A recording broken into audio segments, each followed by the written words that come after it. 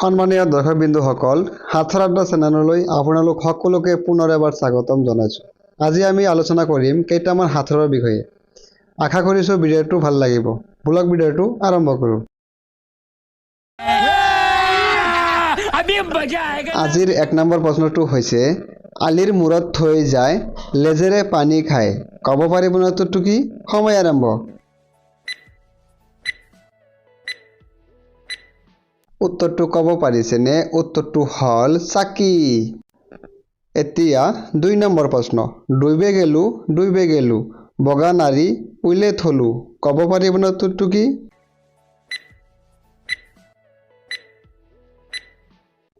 উত্তৰটো ক'ব পাৰিছেনে? উত্তৰটো হ'ল বেজিৰে চিলোৱা। এতিয়া 3 নম্বৰ প্ৰশ্ন, ৰজাৰ পুতেকে ভাত খায়, কান্দে দি সাপ যায়। ক'ব পাৰিবনে উত্তৰটো কি?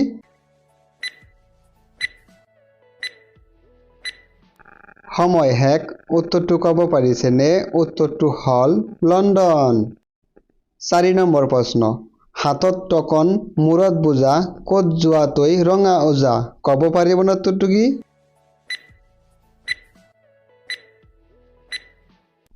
সময় শেষ। উত্তৰটো হ'ল পুলিচ। এতিয়া 5 নম্বৰ প্ৰশ্ন, এক ঠেঙীয়া বগলী নিতে আছে গদলি। ক'ব পাৰিবনে উত্তৰটো কি?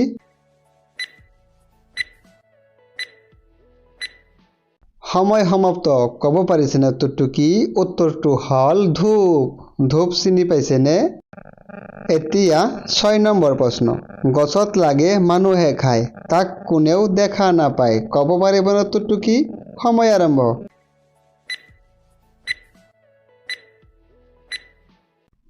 সময় সমাপ্ত। ক'ব পাৰিছেনে উত্তৰটো কি? উত্তৰটো হ'ল বতাহ। 7 নম্বৰ প্ৰশ্ন, আহিলো কামত নকওঁ লাজত, সেই বস্তু আছে 2 ঠেঙৰ মাজত। ক'ব পাৰিবনে উত্তৰটো কি? উত্তৰটো ক'ব পাৰিছেনে? উত্তৰটো হ'ল গাখীৰ।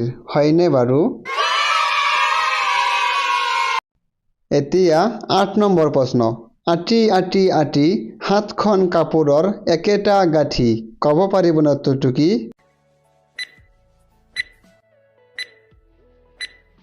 ক'ব পাৰিছেনে উত্তৰটো কি? উত্তৰটো হ'ল কলডিল। এতিয়া 9 নম্বৰ প্ৰশ্ন, আলিৰ মূৰত বাটা চৰে, খেদি খেদি মানুহ দৰে। ক'ব পাৰিবনে উত্তৰটো কি?